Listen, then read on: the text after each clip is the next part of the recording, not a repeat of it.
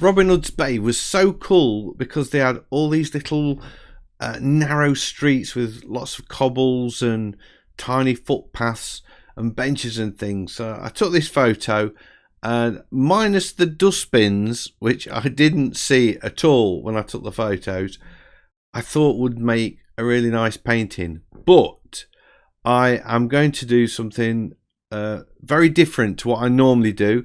I'm coming outside of my comfort zone, and I'm going to have a go at doing something a bit more graphic, really. So you'll see when we get into it. I'm just going to start it, and you'll see what I'm going to do, because I don't really know how to explain what I'm going to do. So let's get into it. So what is this mystery thing I'm going to do? I don't know. I was struggling at the beginning to explain what I was going to do, because when I set about this piece, I had a firm idea. What I've been doing over the last few weeks, when I was in Whitby, I went to a few exhibitions, and I saw a lot of print work going off, lino prints and block prints and stuff like that. If you don't know what a lino print is, basically they take a square piece of lino, do a carving in it, and then where they've carved out, that is then sort of recessed in. So they apply ink to the lino, print that onto a piece of paper, and where they've carved out, it leaves a white image, and where they haven't, it gives a block of colour. And then you can sort of carve into it again and put more ink on it, and sort of keep building your prints up like that. So that's a kind of a really rough idea of what goes off with that. So I thought I'd like to see if I could do something that looks like a block print, in, digitally, really. So because they look so graphic, and I was really took by them, so I wanted to have a go at it. So this is my attempt. I am using a default brush in Procreate, one of the pens.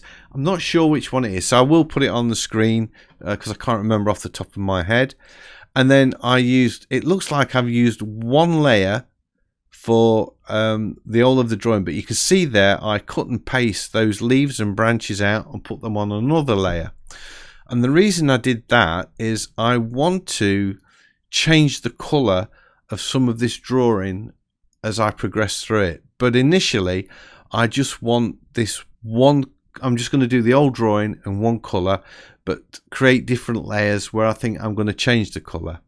And I'm using a muted palette. All of these images that I saw when I was in Whitby, they were using sort of colours like this, sort of greyed off colours. They weren't vibrant brights, and they were really nice, very saleable.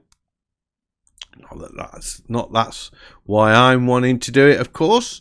I'm doing it because, I found it really interesting, and I wanted to have a go at see if I could do something like this. So this is way different to what I'm normally working on or painting, because this really is a sort of a drawing, I guess. And but what is important, look, as you can see, you get these lines in one go. You don't sort of stumble over them and sort of stagger your lines like that and try and sort of feather it in. You've got to get them in one go. So quite often you'll see me put a line in, then it'll disappear off the screen, and I'll have a go at it 4 or 5 times to get that line just how I want it. I could have leveled up the perspective here on the building, but I didn't. I felt I liked the angle that was going off there. And you'll notice here,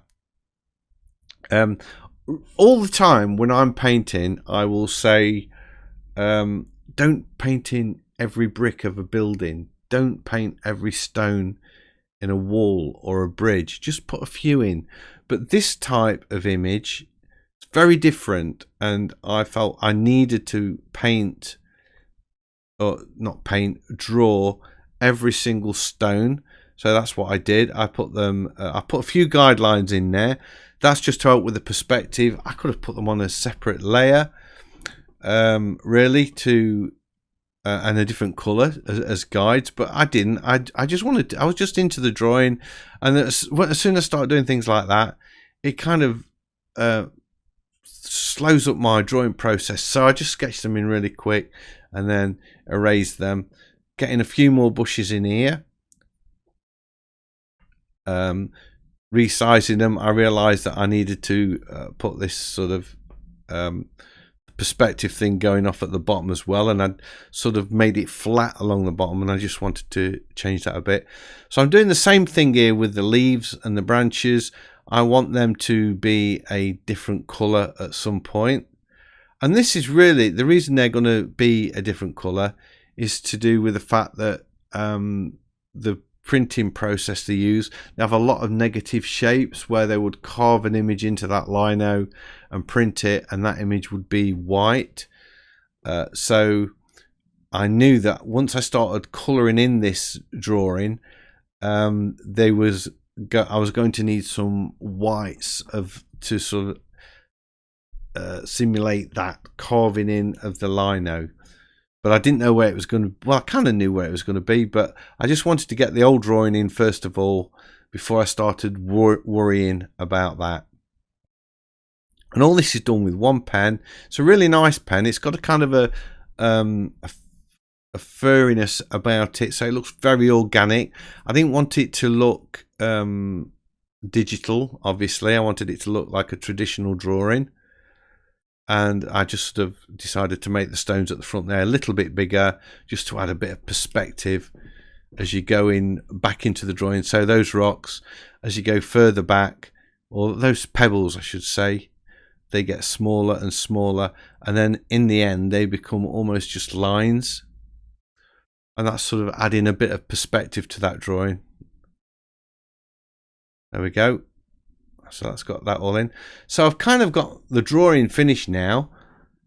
I toyed with the idea of putting something at the edge and then decided not to. I put this blue in, and you can see straight away now those leaves and everything don't look, they're not looking good. So what I did, I just put the alpha lock on that layer so I could just scribble over it with white and put those branches and leaves back in and make them pop. So that green that I've got on there, I didn't leave it that colour. I didn't like it in the end. I felt it was too vibrant, and I was going for much more muted colours really. Fiddled about with the edge of that bush a little bit. I kind of got myself tied up with all the layers because I'm dead lazy and I don't write on the layers what they are, and I should do really. And I paid the price with this one because I was sort of jumping back between layers trying to find out which layer I drew something on, just to get that nice. But I got there in the end, but it was hard work. So I'm at this point I put this green on, and then I'm thinking, yeah, that's the color I'm looking for. That's what really fits in well with this sort of kind of dulled off purple, not this vibrant green of the bushes. So, and I just sort of chose 3 different shades of that green really.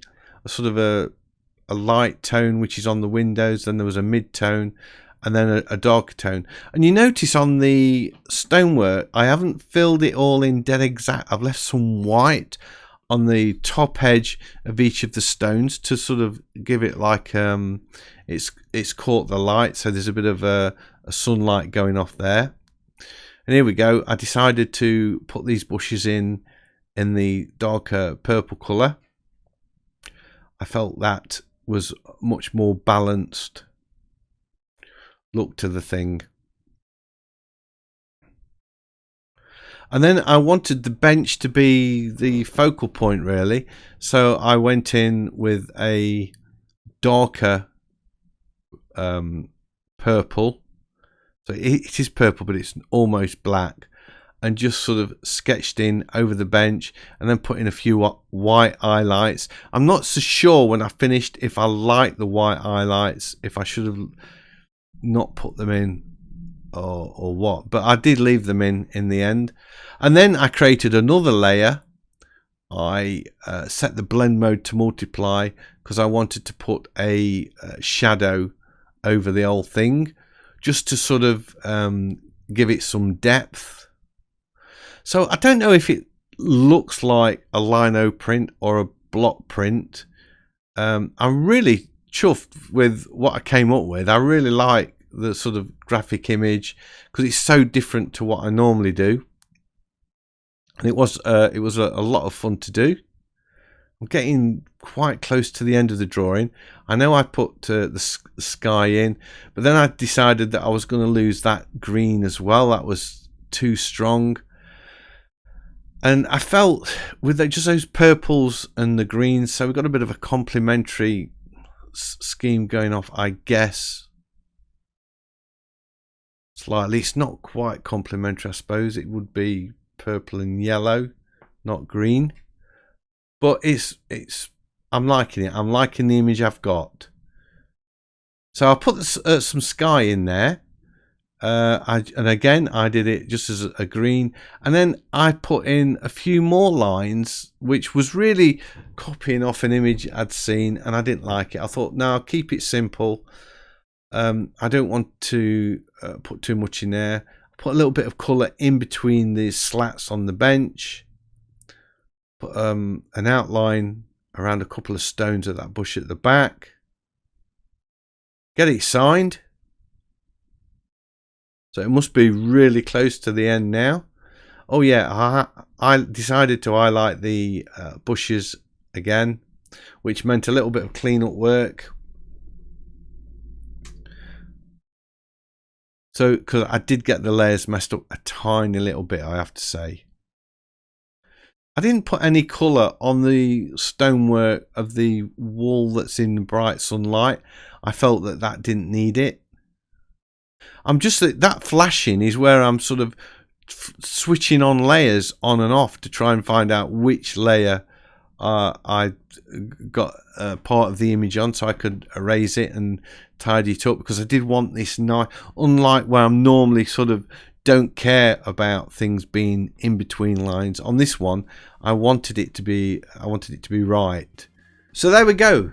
That is my lino cut print in Procreate. I hope you've enjoyed this video. If you have, a big thumbs up as always is much appreciated. And if you're new to the channel, please consider subscribing, because I've got lots of videos like this and I would love to be sharing them with you. So hopefully I'll see you all in the next one. Bye.